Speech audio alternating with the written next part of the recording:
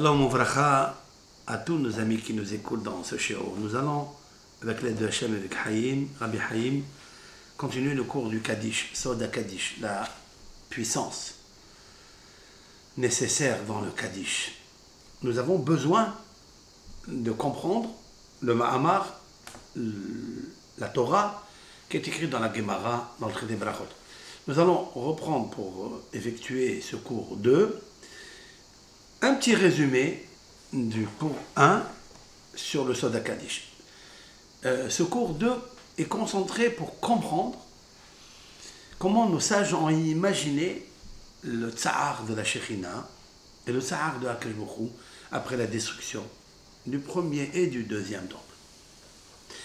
En référence avec, bien sûr, ce que la Gemara a rapporté, et nous avons ici dans ce livre Ateret Mordechai, avec l'aide de Hachem, que nous avons écrit à la mémoire de papa,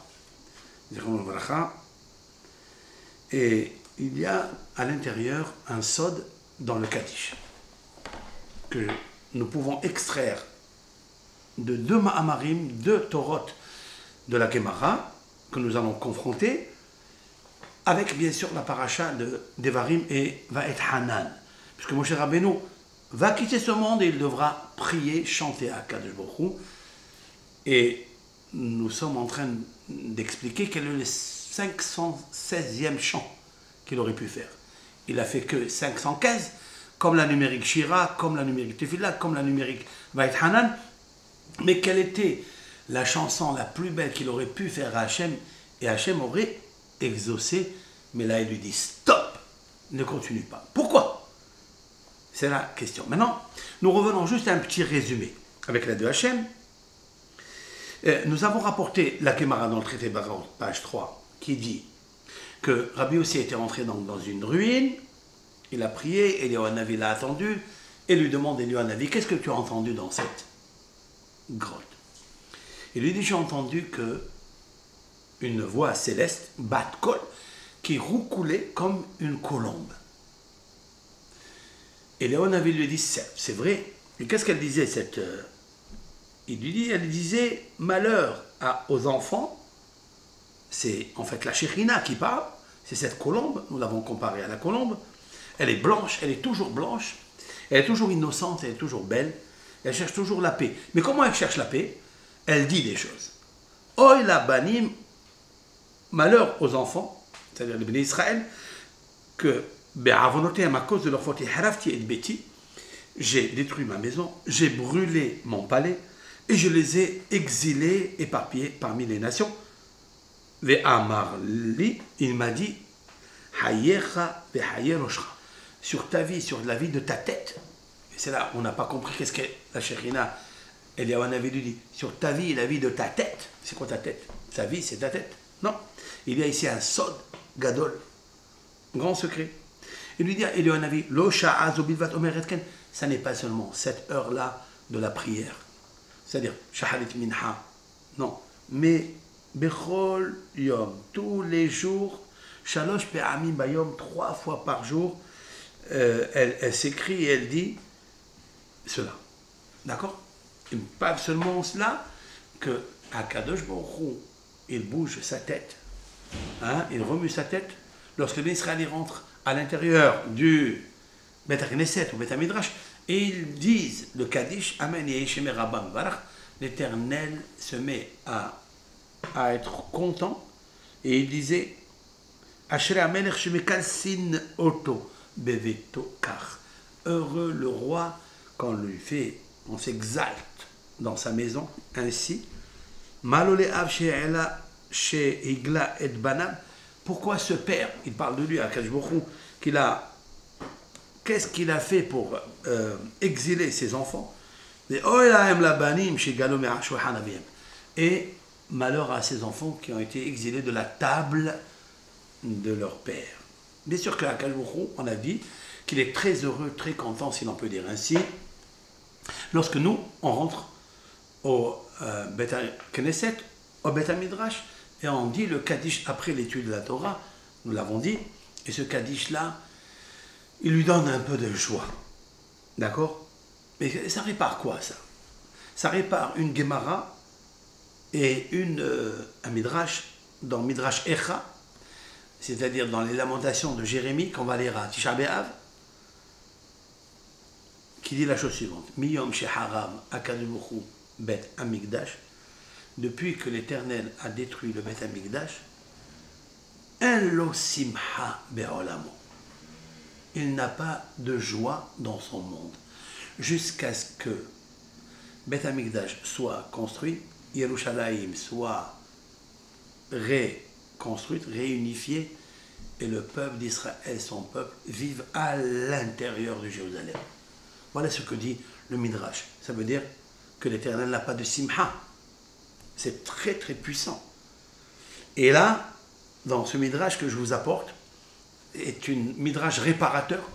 Le Kaddish est réparateur de ramener à Akadosh Baruch Hu, de dire Ashrei HaMelech shemekalsin oto beveto.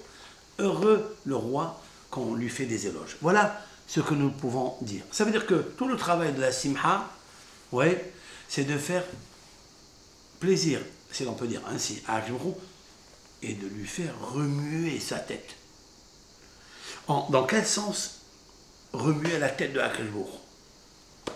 Maintenant, nous avons posé quelques questions, oui, sur cela, et c'est là où on va s'atteler à répondre à tout ça. Nous avons dit pourquoi la Shekhina, qui est la colombe, elle pleure, elle roucoule, elle gémit, si l'on peut dire ainsi. 4 choses. Malheur aux enfants qui ont, à cause de leur faute, j'ai détruit ma maison, j'ai brûlé le temple, je les ai exilés. Il y a ici 4, a priori, reproches que l'Éternel ou la Shekhina a fait au peuple d'Israël.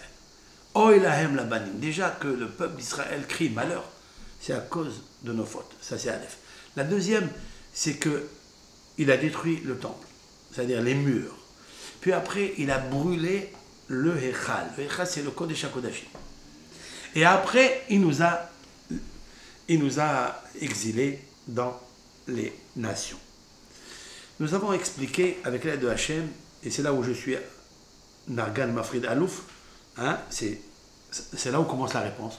En fait, quand on parle de 4 punitions, ils sont en relation avec les 4 lettres du tétragramme. C'est le nom de Akadosh Baruch Hu. Yud Ke Vav Ke. Qu'est-ce que Yud Ke Vav Ke? Yud Ke Vav Ke, c'est Haya, Hove, Veye. Akadosh Baruch Hu, il était, il est et il sera. Comment je sais que ce que Akadosh Baruch Hu fait dans son monde au passé, c'est ce qui se passera dans le futur, hein? Ben, la réponse est le présent. Ce que tu vis dans le présent, c'est-à-dire construction, destruction, il détruit pour mieux construire. Comment on sait que l'homme il est en train d'évoluer et le monde est en train d'évoluer? Comment je le sais? D'où je sais que le Mashiach va venir? D'où je sais qu'un jour on va dire le Kaddish, il Gaddal vit Kaddash et Meraba? D'où je le sais? Parce que le monde, comment il était avant? Quand vous prenez les pays Kop, Bereshit, et vous regardez toutes les décennies, depuis Adam Arishon jusqu'à Avraham Avinu, où il y a eu 2000 années de pagaille, si l'on peut dire, de déception. Puis après, il y a eu la construction, il y a eu la Teva de Noah. Il a construit le monde en le détruisant, c'est-à-dire il a détruit le monde dans le Maboul, ça veut dire le monde en général, et puis il s'est reconstruit par une Teva. Et de cette Teva est partie l'évolution, l'élévation du Ham, du peuple, etc., avec le nom de Hachem. Puisque le nom de Hachem, Avraham Avinu, va venir et dire, il existe à Akadosh Baruch Hu. Qu'est-ce que dit Avraham Avinu? Il existe à Akadosh Baruch Hu. Alors que Nimrod, et tous les idolâtres, et tous les impies, les méchants, qui ont existé avant, ils ont détruit, en apparence, le monde. Mais qu'est-ce qui s'est passé après? Dans le présent que nous sommes, 4000 ans après, nous sommes en train de parler de Akadosh Baruch Hu. Nous sommes en train de parler de Idgadav, Idkadesh et Meraba. Que ce soit l'islam, que ce soit les chrétiens, ou que ce soit le Ham Israël, de qui il parle? 80% de qui il parle? Allah. Akadosh Baruch Hu. Comment ça se fait? Alors que Nimrod, il a dit, il n'existe pas. C'est-à-dire, il n'intervient pas. Oui, Akadosh Baruch Hu dans ce monde. Oui, il intervient. Puisque aujourd'hui, 80% de la masse du monde, dans l'univers, parle de Hakadosh Baruch Hu. Autrement dit, ils sont en train de dire Idgadal ve'idkadash emeraba. Donc il y a une évolution qui se fait. Et ça, d'où je le sais? D'où je sais que ça va arriver, que Mashiach va venir? D'où je sais? Rambam m'a dit que Mashiach viendra. Et même s'il tarde, il viendra. Mais il y a une question. Mais il est en train de tarder. On est en train de reculer. Il y a beaucoup de gens qui ne sont pas ma'aminim. C'est pas vrai. Tout le monde est ma'amin b'Hashem Yitbarach. Alors qu'est-ce que ça veut dire que oui, ça va arriver? Ben, tu n'as qu'à voir. Mashiach ou Sheyeh. Qu'est-ce qu'il y avait avant? Destruction. Après, il y a eu construction. Après, il y a eu destruction. Après, il y a eu construction. Mais comment le monde se construit? Comment il se détruit? C'est que le monde s'est construit parce qu'Hakadosh Baruch Hu, il est Shalem. Hakadosh Baruch Hu, il est entier. Hakadosh Baruch Hu, j'allais dire en d'autres termes kabbalistiques, Shemeh Rabba Mevarach. Le nom de Hachem, il est Shalem. Il est entier. Ça veut dire qu'Hakadosh Baruch Hu, il est la perfection de la perfection de la perfection. Il est toute la perfection, oui. Et donc, comment Hakadosh Baruch Hu, si l'on peut dire ainsi, va se détériorer, se décomposer, va se détruire? C'est impossible. Seulement, c'est l'homme qui a apporté la destruction dans le monde. Mais Hakadosh Baruch Hu, il est en train de réparer petit à petit. Notre évolution, elle était là. Vous voyez? Lorsque Hakadosh Baruch Hu, il a créé le monde, elle était là. Vous voyez? Après, elle est descendue comme ça. Mais elle n'est pas descendue autant qu'elle était là. Elle est descendue, vous voyez? Après, elle est remontée. Et elle remonte, après elle descend. Mais quand elle descend peu. Très peu. Remarquez. Nous qui avions vécu la Shoah, on sait ce que c'est il y a 70 ans. On sait ce que c'est la Shoah. Oui. On a pensé que c'est fini. On a pensé que ça y c'est fini. Il y a 6 millions de Juifs qui sont partis. Il y a 100 millions d'êtres humains qui ont disparu. C'est vrai. À cause d'un rachat, à cause d'un homme, oui, qui a voulu changer et enlever la race humaine et surtout la race juive. Oui. Qu'est-ce qui s'est passé? Hakadosh Baruch Hu, il a créé l'État d'Israël. Hakadosh Baruch Hu, il a créé un pays. Il a créé un monde de Torah, un monde de bonheur. C'est vrai? Alors ça veut dire qu'il y a une destruction, mais il y a tout de suite après une grande évolution, une grande élévation. Aujourd'hui, même les nations parlent de Hakadosh Baruch Hu comme Hakadosh Baruch Hu. Ça veut dire qu'il existe unique. Et il y a une grande réparation dans ce nom de Hakadosh Baruch Hu. Parce qu'avant, on disait, oui, mais Hakadosh Baruch Hu, il existe, mais il y a un shoutaf, il y a un associé, il y a un dualisme, etc.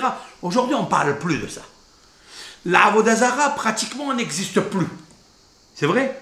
Il n'existe plus cette Avodah Zara. Qui, aujourd'hui, se prosterne devant une statue? Qui? Personne. Le monde, on voit qu'il a évolué. Bisrout à Torah. La Torah, elle est rentrée dans les pays, d'accord? La culture est rentrée dans le pays et on essaie de s'inspirer de ça. C'est ça, Idgadal et Idkadash et Meraba. Il va arriver un moment où Idgadal et Idkadash et Meraba. D'où je sais que oui, ça va arriver, que Mashiach va venir, d'où je le sais. Parce que Hakadosh Baruch Hu, Haya, quand il a créé le monde, Shalem, il était Haya. Après, dans le Hové, dans le passé, présent, passé, il s'est détruit. 4 générations qui ont fait la pagaille, Sédom, Maboul, Apalaga et Enoch. Toutes ces générations sont détruites. Mais après, Noah, il a fait remonter là-bas. Noah, il est parti. Abraham Avinu, il est revenu. Il a fait monter la Emouna de Hachem. Ça veut dire, après, on est descendu. Il y a eu des inquisitions, il y a eu des destructions. Hop, on sait qu'il va remonter. Et ce clan-là, apprenez-le de quelque chose. C'est le 2e verset de la Torah. Apprenez ce klal, ce grand principe du judaïsme. Et ça a à voir avec l'homme aussi. Dans l'histoire de l'homme, dans le travail de l'homme, dans la vie de l'homme de chaque jour, il a à voir. Bereshit bara Elokim et Hashamayim et haaretz. Il a créé par la perfection de la perfection. La terre était entièrement belle, le ciel était beau, tout était magnifique, extraordinaire. Qu'est-ce que la Torah, elle poste au 2e verset?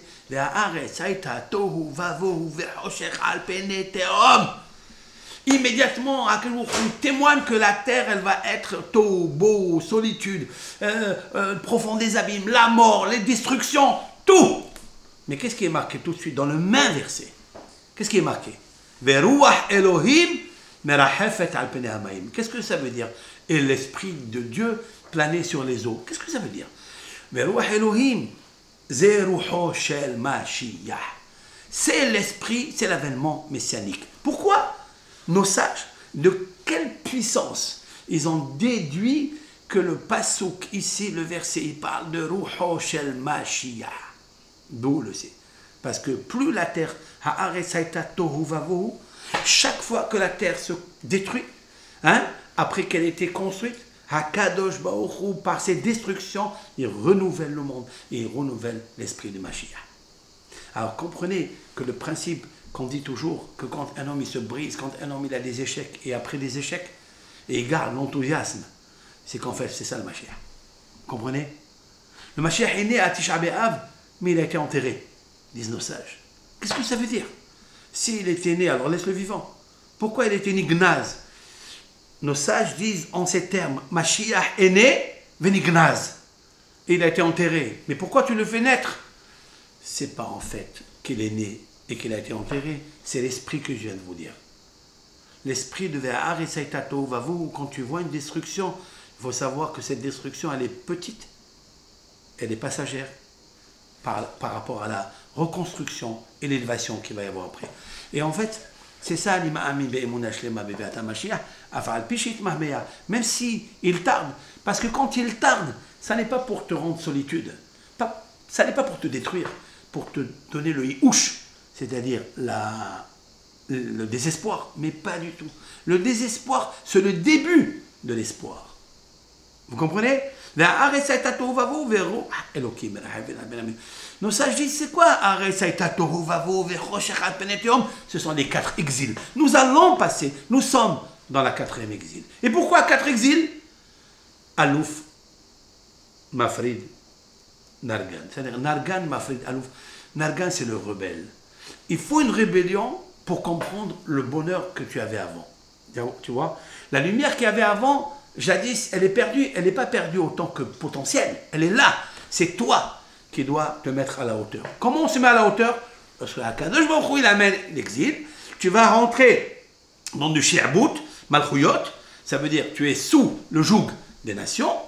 Et ce joug des nations, un jour, va se briser. Mais avant qu'il se brise, il faut que toi, tu te brises. Il faut que toi, tu es pur. Il faut que toi, tu fasses teshuva et que tu aies envie de t'attacher à la shlemut de Bereshit bara Elokim et Hashamayim ve'et haaretz. Tu comprends? Donc c'est ça le Kaddish. Le Kaddish de Idgada et Idkadash. Qu'est-ce que fait Rabbi aussi? Il dit à Eliyahu Hanavi, tu sais qu'est-ce que j'ai entendu? J'ai entendu une colombe qui disait malheur aux enfants à cause de leur faute. J'ai détruit, j'ai brûlé, je les ai exilés, certes. Mais qu'est-ce qu'il attend après? Eliyahu Hanavi lui dit, il faut que tu saches ce que tu n'as pas entendu. Hein? Rabbi aussi avait la perception d'entendre que le malheur, que le noir, que l'obscurité, que ha'aretz hayta tohu vavohu. Mais Eliyahu Hanavi lui dit, mais sache que tous les jours, Akadosh Baruch Hu, il dit ça, mais il dit aussi autre chose. Lorsque nous rentrons dans les synagogues, lorsqu'on rentre dans le Beth Midrash, et on dit, on étudie la Torah, et après cette étude, on dit, Itgadal v'itkada shemei Rabba, et on dit, Yehe shemei Rabba mevarach, que son nom, béni soit-il, jaillisse, se révèle sur le monde. Akadosh Baruch Hu mena'anea berosho. L'Éternel, il bouge sa tête. Qu'est-ce que ça veut dire il bouge sa tête? Il bouge berosho bereshit. Berosho, c'est bereshit. Bereshit bara Elokim et Hashamayim ve'et haaretz. Ça veut dire qu'il revient à la création qui était la perfection. Et là-bas, il est marqué que Hashem Yitbarach, il va ramener le monde à la shlemut, à la perfection. Mais n'oublie pas le deuxième verset. Qu'il va arriver encore des problématiques. Et tous ces problématiques, tous ces exils, toutes ces souffrances, c'est pour Vayomer Elokim Yehi Or. Parce que l'Éternel il a dit que la lumière soit et la lumière fut. C'est Ruho Shel Mashiach. Ça veut dire en fait, nous avons passé 4000 ans d'exil, si l'on peut dire ainsi, hein, depuis Abraham Avinu, depuis Noah.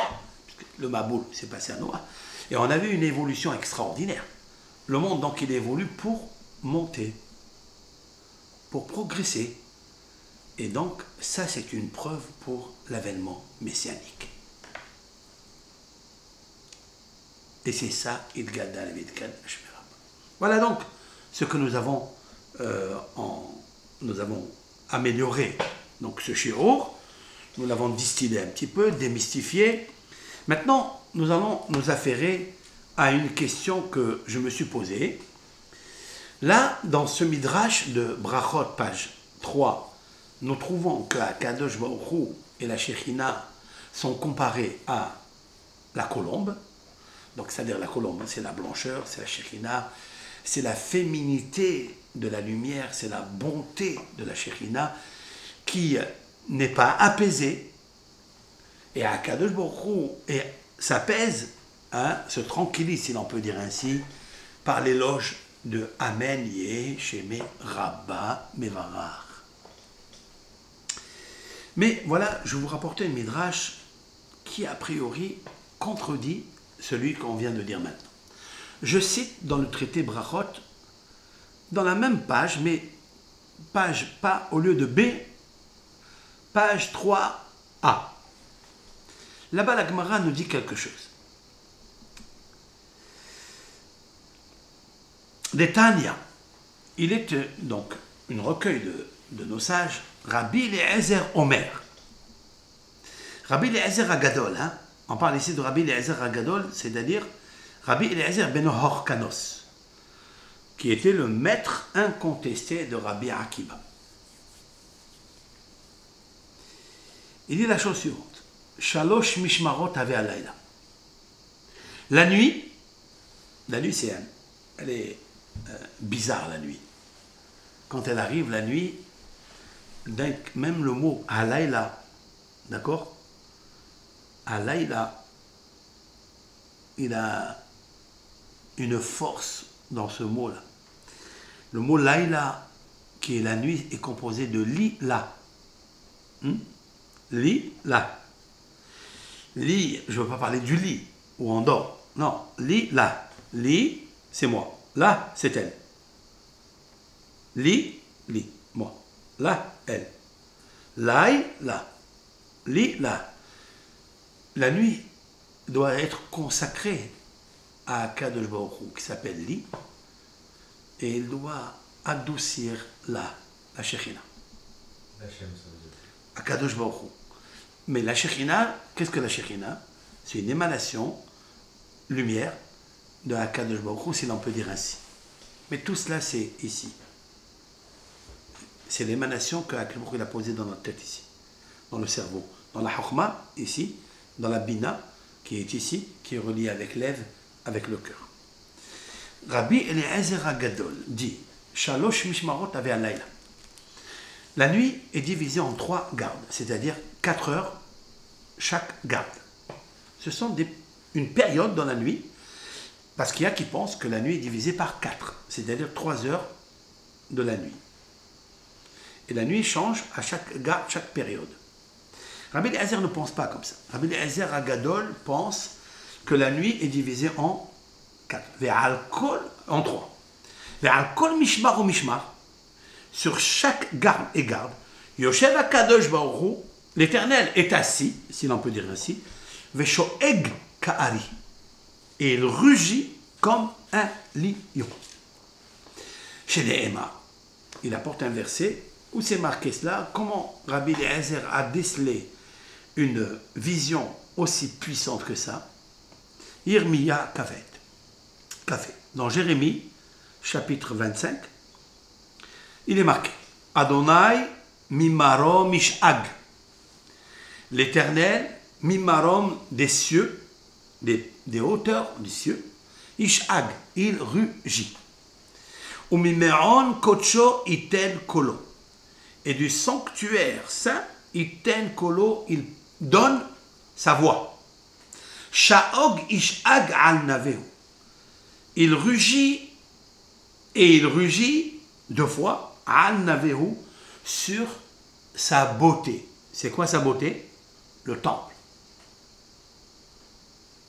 À Kadosh Baruch Hu, il rugit 3 fois par la nuit. Donc on le sait, il y a 3 fois le mot ishag. Sha'agat Aryeh, c'est-à-dire c'est le rugissement d'un lion. L'Éternel est comparé à un lion. Il rugit, d'accord, 3 fois dans ce verset-là. Je reprends le verset pour tous ceux qui nous suivent. Hachem, l'Éternel, mimarom, des hauteurs, ishag, il rugit. Chaque fois qu'il est interprété le mot sha'ag dans le texte, dans tous les textes de la Bible, sha'agat aryeh, hein, on compare la sha'aga, le rugissement, au lion. Par exemple,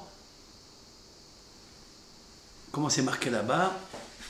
Haishag aryeh bayar, veteref enlo. Haishag aryeh bayar. Est-ce que le lion rugit dans la forêt? Veteref enlo. Et il n'a pas de quoi manger. Lorsqu'un lion rugit, c'est qu'il est content du teref. Teref, c'est la nourriture, c'est la proie qu'il a attrapée. Lorsqu'un lion a de quoi manger, il rugit comme s'il remerciait à Kadosh Baruch. Donc on compare le rugissement à un lion. Donc ce verset-là, Hachem mimaro mishag, on le compare à un lion. Ou mimeron kocho. Il y a ici différentes localité où se trouve Akadosh. Il se trouve dans le Maroc, très haut, et il se trouve dans Me'on Kocho, dans son Bet Amikdash. Il tenkolo, il pousse un bruit, un bruit. Sha'og ish'ag al-naveu. C'est quoi? C'est-à-dire il rugit al-naveu. Voilà 3 fois le mot sha'ag. Il vient Rabbi Eliezer, il dit, c'est 3. Ça veut dire qu'il y a 3 gardes dans la nuit. Et c'est la raison, la première garde, Dieu, il rugit. La deuxième garde, Dieu, il rugit. Et la troisième garde. Maintenant, la Gemara, elle nous dit, mais comment pour nous on peut savoir cela? D'où nous savons qu'à telle et telle heure de la nuit, l'Éternel, il rugit. Vesima davar. Pour donner un signe, une consigne à la chose, d'où ici sur terre, nous connaissons cela. Mishmara Rishona, la première garde, Hamor Noer. Il y a un âne qui brée. C'est-à-dire que lorsqu'on entend un âne braire dans la première garde de la nuit, nous pouvons imaginer que l'Éternel est en train de rugir pour son temple. D'accord? Le deuxième siman, deuxième signe, Klavim Tsoakim. Les chiens aboient. C'est à quelle heure ça? C'est à partir de minuit. Hein? Minuit, ça veut dire Hatzot. Les chiens aboient. Donc nous pouvons considérer que jusqu'à 4 heures de temps, les chiens vont aboyer dans cette garde. Et ça, on le sait qu'à Kadosh Baruch Hu, il est en train de rugir pour son temple. Pourquoi il s'est détruit? Pourquoi mes enfants, ils ont quitté la table? Maintenant, Shlishit, le troisième signe, c'est-à-dire la troisième garde de la nuit, les 4 heures qui viennent après, jusqu'au petit matin, le siman, quel est le signe? Tinok yonek mijde imo. Tinok, c'est le nourrisson, yonek, alet mijde, des seins, imo, de sa maman. Veisha est une femme, mais sa peret imbala, cause, parle, dialogue avec son mari. Oui, ça c'est le sens simple. Voilà ce que le Midrash nous dit ici. Maintenant, avant d'extrapoler le Midrash, parce qu'il est profond, je voudrais apporter ici l'explication du Maharsha, que j'apporte dans ce livre, mais je vais vous le lire dans le Maharsha. Le Maharsha est un commentateur de tout le Talmud, là où s'est postée une Haggadah, comme celle-ci, c'est-à-dire un Mahamar, une Torah de Rabbi Eliezer Agadol, qui est très profonde. Vous voyez? Comment Rabbi Eliezer Agadol a trouvé qu'il y a 3 gardes dans la nuit, que l'Éternel rugit à chaque garde pour le temple qu'il a détruit, que les enfants qu'il a exilés. Oui? Eh bien, nous pouvons le savoir ici-bas. Pourquoi l'âne brée à ce moment-là? Pourquoi les chiens aboient à ce moment-là? Pourquoi l'enfant se nourrit à ce moment-là? Et pourquoi la femme parle avec son mari? Alors ici, bien sûr, parle avec son mari, ça ne veut pas dire parle avec son mari. Ça veut dire elle pratique le devoir conjugal avec son mari. Et là, il est marqué, mais sa peret imbala, je reviens. Tinok, un enfant, le nourrissant. Yonek, alet, mishede imo, shadaim, des seins de sa mère. Veisha, et une femme, mais sa peret imbala. Et une femme, mais sa peret, ça veut dire elle dialogue, sipour. Elle raconte une histoire à son mari. Oui, ou son mari lui raconte une histoire. Alors, ce terme de Messaperet au lieu de Medaberet, au lieu de parler Ani Medaber Imcha, ou Ani Omer, Omeret les Bala. Pourquoi Messaperet? C'est les questions que je me pose dans ce Sefer-là. Et bien sûr, je fais référence aux 10 Séphirotes. Messaperet, Séphira. Le mot Sefer, le mot Séphira et le mot Saphir. Brillance. Ça veut dire que le petit matin, il y a un allaitement que le peuple d'Israël allaite de la maman qui est la Shekhinah. Et la mère, le mari, parle avec sa femme, ça veut dire Akadosh Baruch Hu, si l'on peut dire avec sa femme qui est la Shekhinah. Et nous allons bien décortiquer cela. Mais avant cela, je voudrais apporter ce que dit le Maharsha.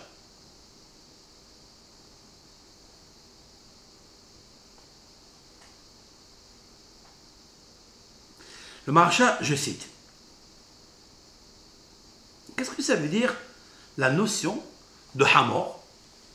Le Maharsha va décortiquer et expliciter pourquoi Rabbi Eliezer a comparé les rugissements de la nuit, les 3 rugissements, en 3 catégories. La première, c'est le Hamor. Pourquoi le comparer à un âne? La deuxième, pourquoi à un chien? Et la troisième, pourquoi à un enfant qui allaite de sa mère et une femme qui parle avec son mari?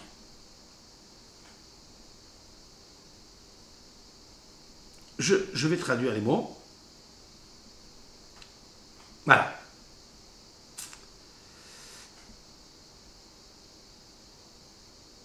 Voilà, je saisis le texte parce qu'il est un petit peu...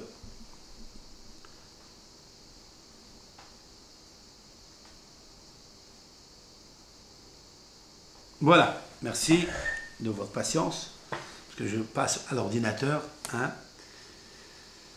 parce qu'il y a des gros caractères, que je puisse voir bien le texte. Le Rav dit, et je traduis chaque chose. Yeshlanu la tête ta'am. Le Rav nous dit, il nous faut donner la raison, la compréhension, bessimanim halalu, de ces signes. Il est marqué, et c'est connu même chez les scientifiques, que dans l'âme, dans le nefesh de l'homme, elle est répartie en 3 parties. C'est un pirouche fabuleux. Je vais me servir de ça pour expliquer d'autres choses. En fait, nous avons en nous le hamor, nous avons en nous le kelev, et nous avons en nous le tinok. C'est-à-dire que l'homme est subdivisé en 3 parties.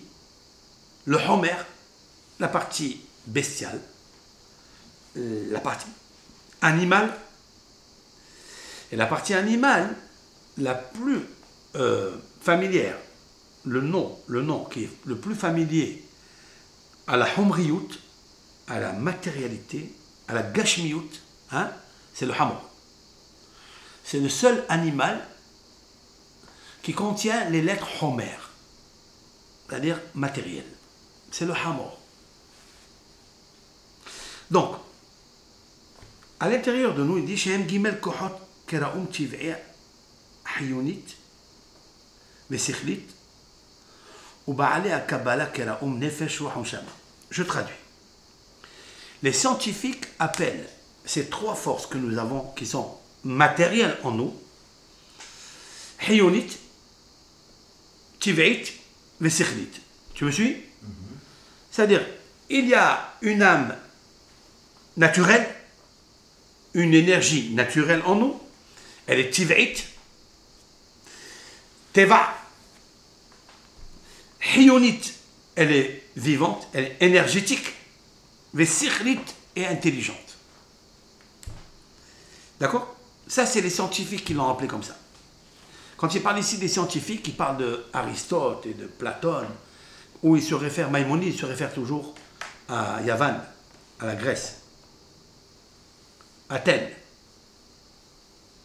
Eux, dans leur livre, oui, ils les ont appelés Tiv'it, c'est-à-dire la force bestiale qui est en nous, qui est naturelle, instinctive, Hiyonit, énergétique, et Sikhlit, intellect, intelligente. Ba'alea Kabbalah, tandis que les auteurs de la Kabbalah, nos maîtres, l'ont appelé Nefesh, Ruach, Neshama. Elle est divisée en Ruach, en Nefesh, c'est-à-dire l'âme végétative, Ruach, l'âme évolutive, et Neshama, l'âme intelligente dans le domaine du Sechel et du Sechel du Sechel. Ça veut dire que c'est très, très, très poussé. כפי הפעולה והמעשה נמשך אחרי כל אחד מהם. Il dit, selon tes actions, si quelqu'un, par exemple, il est en train de manger, ouais, alors, quelle est l'énergie qui habite en lui, une de ces trois énergies qui habite en lui, qui est en fonction, en mission, c'est laquelle? Nefesh, c'est la Tiv'it. Un homme, il a faim, un animal, il a faim, il mange. Un animal, il veut s'accoupler, il a envie de s'accoupler, il s'accouple. C'est le nefesh activé, ou bien pour nous le nefesh végétatif, l'âme végétative. Selon l'action que tu fais, tu réveilles cette nefesh, cette idée. Si tu t'attaches à la matérialité, c'est le hamor qui brille. C'est l'âne qui brille. Il va expliquer ça d'une façon métziotite, ça veut dire réaliste. On va le voir. Mais si Madame Yohavinim, il dit la nuit, les actions sont différentes de l'homme.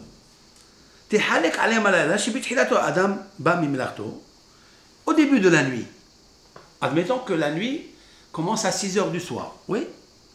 De 6 heures à 10 heures du soir, il y a 4 heures. C'est ça qui nous intéresse. Pendant les 4 heures, il rentre de son travail. Bami melarto, va à sa cave. Un homme, il travaille toute la journée. Il rentre à l'intérieur, chez lui à la maison, mais il est très occupé à toute cette machine, à tous ces composants, à toutes ces actions qu'il a fait pendant la journée. Oui. Et il est assouk basé. Il est préoccupé de ce qu'il a fait. C'est la raison pour laquelle cette Gemara nous donne quelque chose de très intéressant et pour lequel il y a beaucoup de couples. À ce moment-là où le mari rentre chez lui à la maison, il y a beaucoup de querelles, beaucoup d'incompréhension des partenaires. Parce que le partenaire femme, elle est occupée, elle aussi, à faire ce qu'elle a à faire dans la maison. Et combien Dieu sait qu'il y a beaucoup de choses. Le mari, lui, il est occupé à travailler, à essayer de chercher la parnassa. S'il travaille sur l'ordinateur, il est obligé de trouver ce que le patron lui demande, etc. Les communications, on est bourré. Hein? Notre tête, elle est entièrement homer, c'est-à-dire matérielle. Puisqu'on est dans la matérialité. Et là, la femme, elle aussi, elle est en train de s'occuper de la matérialité, de faire le bichoul, de laver, tout ce qui est matériel dans la maison. Sauf que ce que fait la femme dans le matériel, c'est tout des objets, des vêtements, des aliments, pour donner à manger à son mari. Regarde, c'est très important ça. Tout ce qu'elle fait, il y a du cœur dedans. C'est du hesed. Ça veut dire laver les vêtements, préparer à manger, faire la salle à manger, faire les lits. Tout ça, pour le but de qui? Pour le but du mari. Oui. Tandis que ce que le mari fait, c'est pour un patron. Le résultat, c'est qu'il est payé. Mais il ne le fait pas pour elle. Il le fait pour apporter la parnassa à... Mais au moment où il est affairé pour un patron. Pas pour elle. Pas pour lui. Donc quand il rentre à la maison, la tête, elle est occupée au patron, ce qu'il a fait au patron. Et elle, son cœur est occupé pour lui. Il était occupé pour lui. Et c'est là où un tout petit peu de chokhma, un tout petit peu, un type, on appelle ça un type. Ça veut dire une recette. C'est quoi? C'est quand tu rentres par lèvres, cœur. C'est difficile de parler lèvres, parler du cœur. Parce que le cœur, il est plus sensible que la tête. Le cœur, il réagit rapidement. Il a une hargasha, kolkar amuka. Surtout quand je fais tout pour toi, j'ai besoin de recevoir de toi un petit mot. Et les mots guérissent. Les mots apportent une consolation, apportent un réconfort. Voilà ce que la Gemara nous dit. Lorsqu'un homme, il rentre de travail, il va aller chez lui à la maison, il a le même behina, c'est la notion que Homer, que Hamor. Hamor noir. C'est incroyable ce qu'il est en train de dire. Ça, c'est de 6h jusqu'à 10h du soir. Maintenant, au milieu de la nuit, c'est-à-dire de 10h à 2h du matin, c'est ça? Il dit le Rav, Taroud, pourquoi des parties là? Des fois, il s'échappe là. De Rov Olam Hem Yeshenim Al Mitatam. La plupart des gens, quand ils sont fatigués, après avoir mangé, après avoir discuté avec la femme, ils vont dormir. De 10h à 2h du matin, tout le monde dort. Ouais? Ou bien la majorité du monde.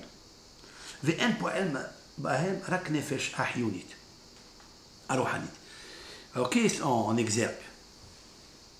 Le corps, le hamor, il s'est tué. Il s'est tué, oui. Il dort. On ne parle plus de Hamor, on ne parle plus de Homer. Non, on est dans le Kelev. Maintenant, on va rentrer dans Nefesh Ahyunit. Il y a un esprit intelligent, pas intelligent dans le sens intelligent, plus vivant. C'est l'énergie du corps, c'est le sang qui circule. D'accord? C'est le subconscient. C'est le subconscient qui est, en fait, réveillé. Ça s'appelle Nefesh Ahyunit. Comme il est marqué, quand quelqu'un il veut dormir, nos sages ont institué de faire Kriyat Shema. Dans le Kriyat Shema, avant de confier ton âme à Hachem dans la nuit, tu dis Beyadecha, entre tes mains Hachem, Afkid Ruhi. Je donne un picadon qui veut dire un gage. Je te donne le gage en dépôt, je te laisse à Kalbourou, mon âme. Et là-bas, il n'a pas parlé Nafshi. Il n'a pas dit Nishmati, il n'a pas dit mon âme végétative, il n'a pas dit mon âme intellectuelle, il a dit Ruhi. Ruhi, ça veut dire l'esprit énergétique qui gîte en moi. Et à ce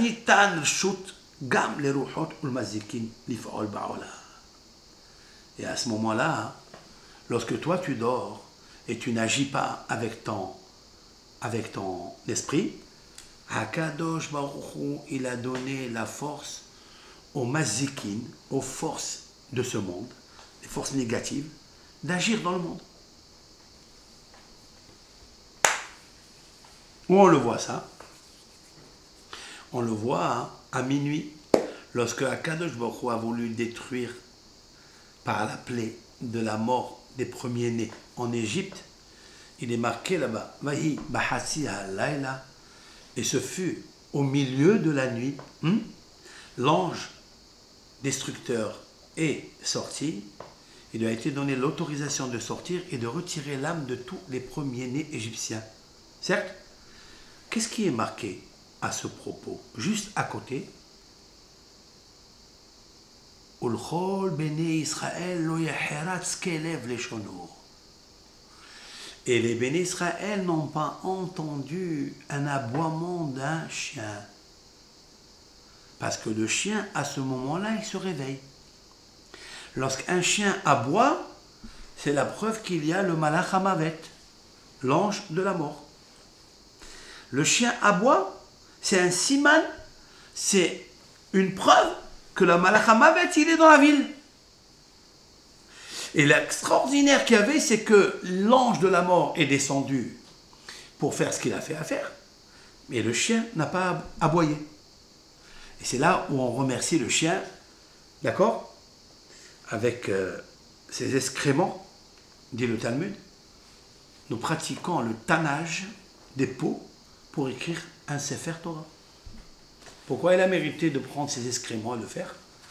Parce qu'il n'a pas aboyé. Ça veut dire qu'il y a une relation entre la sagesse du chien, c'est la raison pour laquelle le chien s'appelle Kelev, qui veut dire Kulo Lev. Il est entièrement cœur, parce qu'il est intuitif, il est reconnaissant à son patron. Et d'un autre côté, nous prenons tout ce qui est le plus bas qu'il y a en lui, qui sont les excréments, et nous tannons la peau avec laquelle, avec ses excréments, pour écrire avec la plume le Sefer Torah de Akadosh Baruch. Et au moment où on tanne la peau, il nous faut nous rappeler la tannée qu'il a donnée à Akadosh Baruch aux Égyptiens par le Malach HaMavet. Ça c'est la deuxième donc Mishmara, deuxième garde. Veshalisha Haron min halayla. Cependant, le troisième de la nuit, Shekvar Gamara Adam Shenato, où l'homme a fini son sommeil, Vehu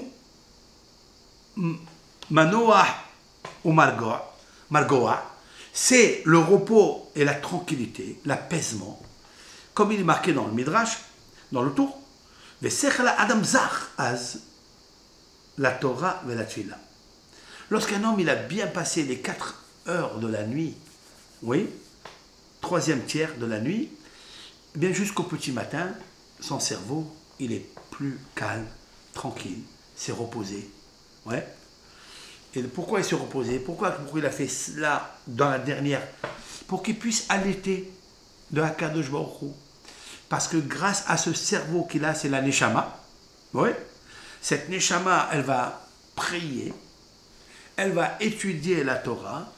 Et donc ça s'appelle Tinok Yonek Mishde Imo. C'est toi le Tinok, c'est toi le petit bébé qui va allaiter de la Shekhinah qui se trouve dans la Torah, la lumière qui se trouve dans la Torah et dans le Talmud.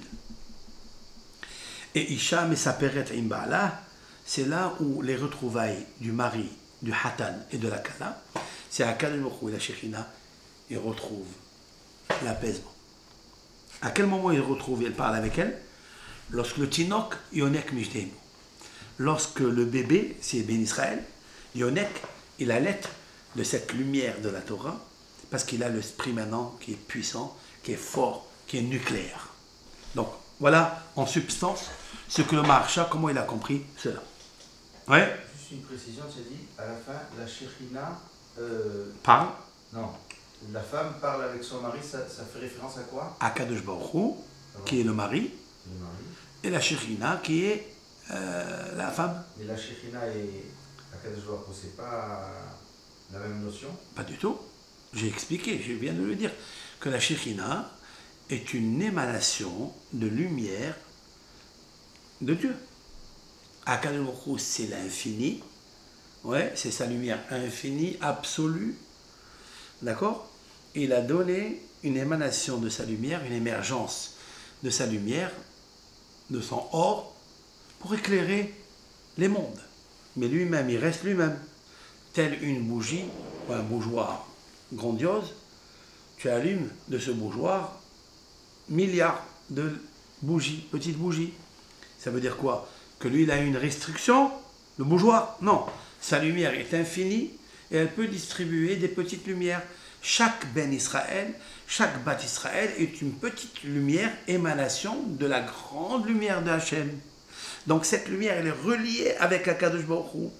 Et donc, à quel moment Akadosh Baruch Hu, il est, si l'on peut dire ainsi, il est Mekoulas, c'est-à-dire l'éloge que nous lui faisons par l'étude de la Torah, c'est au petit matin. Lorsqu'on a extrait de nous, et là je commente là, lorsqu'on a extrait de nous la première partie de la nuit, le Hamor, tout ce qui est Hamor, tout ce qui est Humriyut, c'est-à-dire matériel, provoqué, sécrété par le travail, préoccupation du business, et tout, par la nourriture que l'on mange le jour, par tout ce qu'on a vu. Alors Hamor Noer, il brille. Après la deuxième partie, c'est l'esprit énergétique qui est en nous, d'accord, qui n'est pas intelligent, qui est en nous, qui vit en nous. Celui-ci, il est en train de dormir, toi en train de dormir.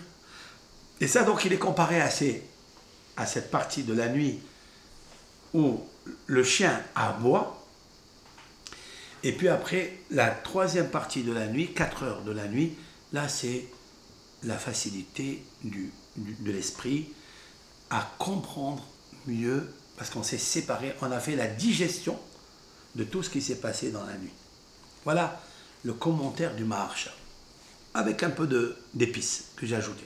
Ça, si j'ai bien compris, ça voudrait dire que lorsque les Bnei Israël viennent téter du sein de leur mère de la Shekhinah, c'est-à-dire la lumière, ouais. La Torah, tout ce qui est Emouna, tout ce qui est spirituel. Alors, Akadosh Baruch Hu, c'est là où il discute avec en union avec la Shekhinah, c'est-à-dire la lumière qu'il voulait nous donner. Absolument. D'accord. Absolument. Donc là, on a bien capté tu as compris les lumières et les influences positives de Akadosh Baruch Hu. Voilà. C'est bien, c'est tranquille. Ce pirouche, il est clair. Maintenant, ma question à moi. Pourquoi ici, dans le traité, dans ce récit de Rabbi Eliezer, Akadosh Baruch Hu, il est comparé à un lion, et dans la page d'après, Rabbi aussi nous a enseigné que Akadosh Baruch Hu, il est comparé à une colombe. À une Yona. Je m'explique. Akadosh Baruch Hu, on va dire, c'est une force masculine, oui. On l'a comparé à un lion. Et la colombe, on l'a comparé à la Shekhinah, on l'a comparé à la colombe. Est-ce que les deux, ils peuvent s'associer? Apparemment non, ils sont opposés. Ah voilà, c'est ça ma question. Ma question, elle est, comment on trouve que la Shekhinah, qui est une émanation de Hachem, elle est comparée à une colombe? C'est la bonté, c'est la sagesse. Et Akadosh Baruch Hu, il rugit comme un lion. Ce rugissement, il veut dire quoi? Et pourquoi comme un lion? Voilà ma question. Le Maharsha, il va répondre à ça. Mais ma réponse à moi, ici dans le livre, avec l'aide de Hachem. Maintenant, regarde. Je vais reprendre au misé metoretzet, là, dans la page ici, la colonne B, voilà. Au basé metoretzet Hachem, Sheiksha Maharsha Ve'od. Maharsha a demandé la question que nous avons posée. Nous l'avons comparé à un lion qui rugit, et en bas, dans le texte, on l'a comparé à la colombe. Mais au Pélé, c'est extraordinaire. Réponse. Je vais le lire en hébreu, et après je traduis en français. Et là, Yeshloma, nous pouvons dire qu'il est aéré al koho agadol shel gimel sefirot amathilot min chokhma, shihu av. En haut, oui, c'est-à-dire lorsque le Talmud, Rabbi Eliezer, a comparé l'Éternel à un lion qui rugit, en fait, le lion, c'est la sagesse. Mais aussi, c'est le mois de Av. C'est le signe, c'est ça qui... C'est le signe zodiacal du mois de Av où nous sommes aujourd'hui. Lorsqu'on parle de la destruction du temple, il nous faut faire référence à Tisha B'Av. Le mois, il s'appelle Av. Pourquoi il s'appelle Av? Hein? Pourquoi il s'appelle Av? Parce que ce mois-là, nous avons quitté la table de papa. Chez Galon Me'al Shulhan à Vienne. Parce que papa, il s'est retiré. Notre père spirituel s'est retiré de la maison. Et par signe, en bas, pour nous, lorsque Akadosh Baruch Hu, il s'est retiré en haut, même le Kohen Gadol il s'est retiré en bas. Aaron à Kohen. Aaron à Kohen, il s'est retiré Rosh Chodesh Av. Akadosh Baruch Hu a pris le papa de la nation. Aaron à Kohen. Le papa, c'est une force tellement amoureuse de ses enfants qu'il pardonne. Qui comme Aaron à Kohen, qui symbolise le pardon. Le Kohen Gadol. Oui, le Kohen Gadol, il rentre dans le temple, au Saint des Saints, le jour de Kippour. Quelques minutes. Et il dit, Kaper le Amecha Israël. Fais la kapara à Am Israël.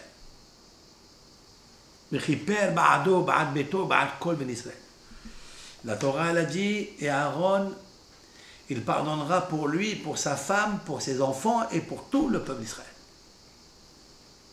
Hakadosh Baruch Hu, il s'appelle Av.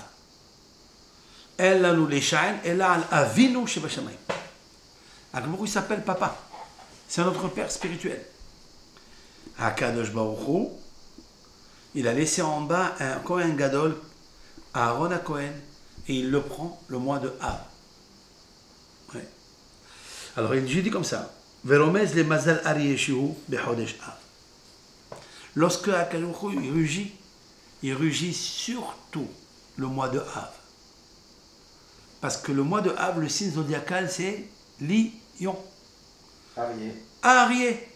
Hakadosh Baruch Hu, le mois de Av, il rugit. Donc c'est le mois. Il nous faut imaginer que ce mois-là, alors, maintenant je reprends le nom de Hachem Ilbarach. Yud, Ke, Vav, Ke. Les trois premières lettres symbolisent sagesse, compréhension. Après, vous avez les 6 séphirotes, c'est-à-dire Hesed, Gevura, Tiferet, Netzach, Hod, Yesod. 6. Ouais. Yud, Horma, He, Bina. Après, Vav, il y a 6. Vav, c'est la valeur numérique 6. 6, ce sont les séphirotes. Avraham, Yitzhak, Yaakov, Moshe, et Aaron. Et Yosef. 6. Ça, c'est David. Ça, c'est le Hé. Ça, c'est la colombe. Le Hé, c'est la colombe.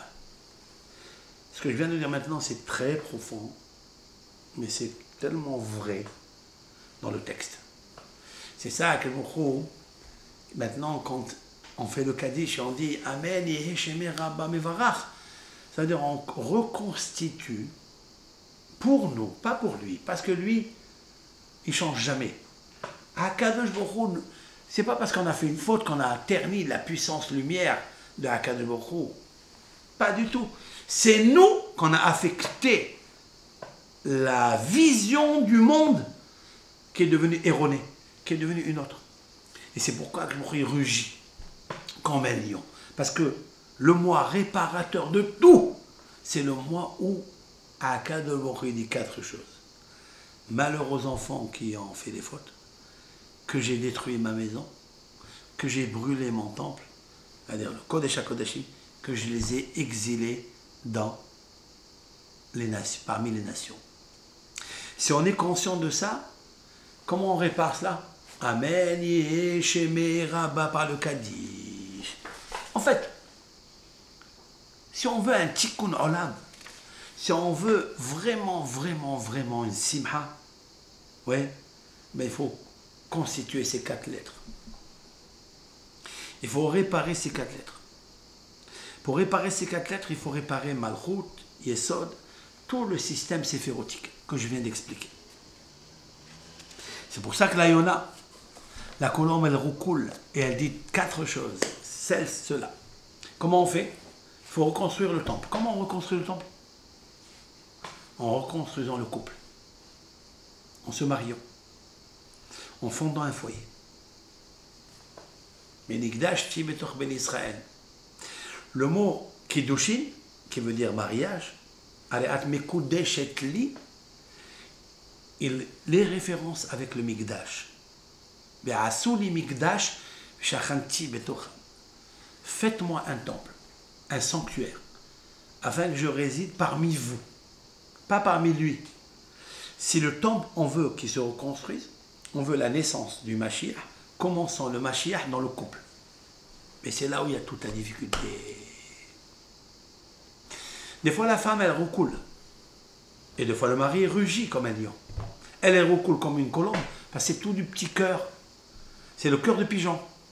Et lui, c'est comme le cœur du bœuf. Lui, c'est... il rugit. Mais tous ces rugissements et tous ces roucoulements, c'est pour rappeler l'idée de la colombe et du rugissement du harrier, du lion. Quand est-ce qu'on peut réparer tout ça? En commençant par le mois de Av. C'est pour ça qu'Aaron, il est parti le mois de Rosh Chodesh Av. Une des raisons, parce que le Shalom Baït, oui, il se construit le mois de Av. À partir du mois de Av. Et quelle est la preuve vraiment que c'est comme ça? Parce que immédiatement après Tisha B'Av, quelques jours après, il y a tout B'Av. Tout B'Av, c'est la reconstruction des couples. C'est le remariage. Les Shevatim, les 12 tribus étaient séparées, ils ne se mariaient pas entre elles. Et Akadosh Baruch Hu l'a dit aux Hachamim, aux Nevi'im, de reconstituer ces mariages. Le mois de tout B'Av. Ça veut dire qu'il y a une grande réparation à faire. C'est le Shalom. On ne peut pas trouver la Shlemut sans détruire. Et des fois, quand on détruit, oui, eh bien, on reconstruit mieux. Mais ce n'est pas une dévaluation. Ce n'est pas une décomposition. Pas du tout. Pas du tout. C'est une meilleure reconstruction. Le Mashiach est né le Tisha B'Av. Ménignaz. Mais il a été enterré. Mais pourquoi il a été enterré? Ça veut dire que la lumière, elle a été éclairée, mais elle a été enterrée pour aller la dévoiler. Comment on dévoile une lumière? Par le Kaddish. Amen, Yeh, Shemé Rabba. Qu'est-ce que ça veut dire? Ça veut dire que dans le couple, les deux doivent se dire, il n'y a que le nom de Hachem qui nous a donné la Neshama à tous deux, qu'il faut exalter, qu'il faut grandir, qu'il faut sanctifier. Messirut Nefesh pour le Shalom. Messirut Nefesh. Et surtout, le pardon. Quand il pardonne, il bouge sa tête. Qu'est-ce que ça veut dire, il bouge sa tête? Il revient à Bereshit bara Elokim. Bereshit, il reconstruit Baït Osher. Bereshit, c'est l'anagramme du mot Baït Osher. Osher Baït. Ça veut dire le bonheur d'une maison. Le bonheur d'une maison, il le reconstruit quand? Av. D'ailleurs, toutes les maisons sont en deuil pour Aaron à Cohen. Et il n'y a pas de limite. Pour Moshe Rabbeinu, ils ont pleuré 30 jours. Il faut aussi le pouvoir, pleurer. Mais pour Aaron, c'est marqué Kol Bet Israël. Tout le peuple d'Israël, ils ont pleuré. Les hommes et les femmes, disent nos sages. Les hommes et les femmes? Pourquoi ils ont spécifié les hommes et les femmes? Le couple. Parce que le Shalom Bayit, c'est là. Impossible de reconstruire le Beth Amikdash, sachez-le. Comme dit Maïmonide. Et le Midrash, je l'ai dit, En lo simha le Akadosh Baruch Hu.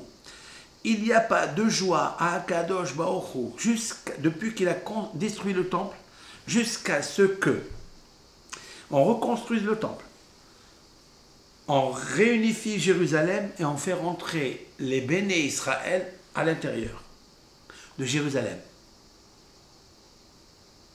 Ça veut dire que ces deux choses-là, sans le troisième, c'est impossible. Il faut les ramener. Comment on ramène de l'exil?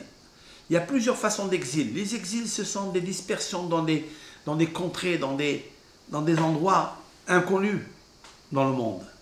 Ouais. Mais le plus connu, c'est là où tu es limité. C'est là où tu as la frontière. C'est là où tu es toi est ton partenaire. Il faut se reconstruire. Et il faut faire tous les efforts. Il faut briser le hamor qui est en toi. Il faut briser l'âne qui est en toi. C'est les préoccupations matérielles. À cause de ça, il y a des disputes.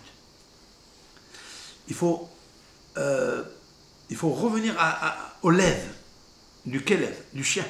Cool au lève. Oui. Ça veut dire qu'il faut comprendre la femme. Parce qu'elle est cool au lève, elle est entièrement cœur. Tout ce qu'elle fait, elle le fait pour toi. Elle le fait pour les enfants. C'est-à-dire tout ce qui t'appartient, toi, monsieur. Ouais. Alors tu as encore le droit de rugir comme un lion. Parce qu'il te manque quelque chose. Mais il te manque quoi? Tu as tout. C'est ça Akadosh Baruch Hu. Pourquoi il a fait Akadosh Baruch Hu qui rugit comme un lion? Parce que la Shekhina, elle ne trouve pas la bonté, la blancheur, l'innocence, comme la colombe, tant qu'on n'a pas réparé ce Beth Amikdash. Tant qu'on n'a pas réparé le shalom de Aaron à Cohen. C'est impossible. Ça voudrait dire que rugir, c'est une forme de colère chez Akadosh Baruch Hu, une forme de reproche qu'il nous fait, ou alors c'est une consolation? Alors, il y a les deux. C'est une très bonne question, c'est profond ce que tu poses comme question. Le rugissement d'un lion, on n'a qu'à le comparer au lion. Quand il rugit, ça veut dire quoi? Quelle est sa force? Quand il rugit, c'est pas qu'il dévore. C'est pour montrer sa crainte aussi. La IRA, le Arié, c'est pour montrer à tout le monde qu'il est le roi de la jungle. Il n'y a aucun animal qui rugit comme un lion. Aucun. La puissance de sa voix, comme c'est marqué au Miméon tel colo, et de son sanctuaire, il donne sa voix. Ça veut dire il donne sa voix. Ça veut dire en fait c'est un message. D'ailleurs on le compare. Si je te demande la question, est-ce que le chauffard c'est une consolation? Est-ce que c'est un apaisement? Ou c'est une tochaha? C'est un reproche, une réprimande? Le chauffard. Le chauffard, d'après ce que j'ai appris, c'est pour réveiller l'âme à la teshuva. Ah, d'accord. Alors je vais t'apporter un verset, bravo. Je vais t'apporter un verset des prophètes qui compare le chauffard, la sonnerie du chauffard, au rugissement du lion. Donc c'est la crainte, quoi. Donc c'est la vénération. C'est le réveil. Haïtaka shofar ba'ir ve'am lo heradu. J'explique. Haïtaka shofar ba'ir. Est-ce que lorsque le chauffard sonne dans la ville, ha'am lo heradu, le peuple ne va pas avoir la peur, la crainte? Donc le but du chauffard, c'est d'apporter une crainte, une vénération, c'est-à-dire un avertissement. Mais pas une punition. C'est marqué Aïch Ag Arié Baya'ar. D'accord? Arié Sha'ag Miloïra. Arié Sha'ag Miloïra. Encore un autre verset. Arié, c'est-à-dire le lion, Sha'ag, il rugit, Miloïra. Qui n'a pas peur? Haïtaka, Shofar Ba'ir, Ve'am lo Yeheradu. Tu vois? Est-ce que le chauffard, quand il sonne dans la ville, le peuple n'a pas peur, n'a pas crainte, n'a pas vénération de Hachem pour faire Teshuvah et revenir à l'essence même de Hachem, à la Shlemut? D'accord? Et à ranger ses midot raot. La même chose, lorsque le lion rugit, est-ce que tu n'as pas peur? Akadosh Baruch Hu rugit. Pourquoi il rugit Akadosh Baruch Hu? Pour que tu enlèves l'âne qui est en toi. Qui enlève la sauvagerie du chien. Parce que le chien est orgueilleux aussi. Parce que quand un homme rentre chez lui à la maison, il est préoccupé de ce qu'il a fait dans la journée. Donc c'est de tout ce qui est, bien sûr, occupation, contrainte professionnelle, etc. Mais ça reste du matériel. Après, il passe à l'état du chien. Ça veut dire le chien c'est la gava, c'est l'orgueil. Ça veut dire il se dit après, tiens, j'ai gagné tant, j'ai investi tant, le client demain il va me prendre tant. L'homme, il pousse un petit peu, il tend vers le matériel. Et quand il y a matériel, il y a richesse, il y a orgueil, il y a oubli de Hachem. Oui. Et après, si un homme il est metaken, si un homme il arrive à résister, il passe au tinok, au petit nourrisson, qui va se nourrir, qui va allaiter des seins de sa mère. Ça veut dire, le tinok, en fait, le tinok, C'est quoi cette phrase de Tinok? Tinok, c'est l'anagramme du mot tikkun. C'est un embellissement. Ça veut dire c'est une lumière. Il faut qu'il passe à cela. Quand la journée elle arrive, c'est l'embellissement, c'est le jour, c'est le hesed, c'est la bonté, c'est le bonheur. C'est-à-dire à partir de là, il faut que tu vois tout le monde avec les kavzekhout. D'accord? À pardonner. Parce que maintenant tu as enlevé le hamor, tu as enlevé le kelev qui est en toi. D'après Rav Shimshon Miostropoli, un des grands kabbalistes issus du Hari Kadosh, et c'est marqué bien avant lui dans le Hari, même dans le Zohar, c'est marqué qu'il existe deux clipotes qui s'appellent Kelev et Hamor. Le chien et l'âne. C'est incroyable. Et sur ça va se baser le troisième cours, Be'ezrat Hashem, pour essayer de réparer cela. Comment on répare cela? Par le rugissement du lion. Parce que le lion, il est inscrit dans le carrosse céleste, sur le trône divin. Oui, tu le sais. Que le roi des volatiles, c'est le Nécher. Ouais, le Nécher, le lion aussi. Le lion. Il y a le lion. Le shor. Le shor, le bœuf et Adam, et l'homme. Adam, c'est Yaakov. Donc le shor, il existe. Après, il existe aussi le Nécher. L'aigle. Le shor.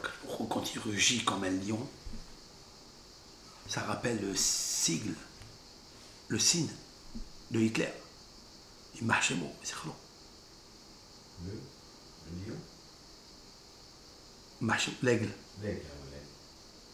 Quand Akhlbokhou, c'est comme l'aigle. Ça veut dire qu'il a une façon de... Où on sait qu'il est comme l'aigle? Akhlbokhou. D'où tu le sais? Et ça, très mal kanfin et charim. Lorsque je vous ai transporté de l'Égypte jusqu'à Eretz Israël, c'est sur des ailes de Nécher, d'aigle. Il existe l'aigle positif qui supporte le peuple d'Israël, qui les met sur lui, qui véhicule Kanfen et Charim. Il existe en bas Kanfen et Charim négative. Le Nécher, l'aigle négatif, arabe, qui dévore, qui déchiquette, qui n'a aucune pitié. C'est Machemo, Hitler et tous ceux qui sont comparés à lui. Tu m'écoutes ou pas? Pourquoi il a fait un parallélisme? Il existe le Nécher, il existe le Arié Shoeg en haut, et il existe le Arié Toref en bas.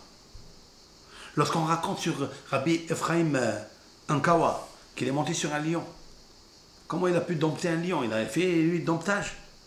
C'est qu'il sait comment adoucir le lion d'en bas avec le lion d'en haut.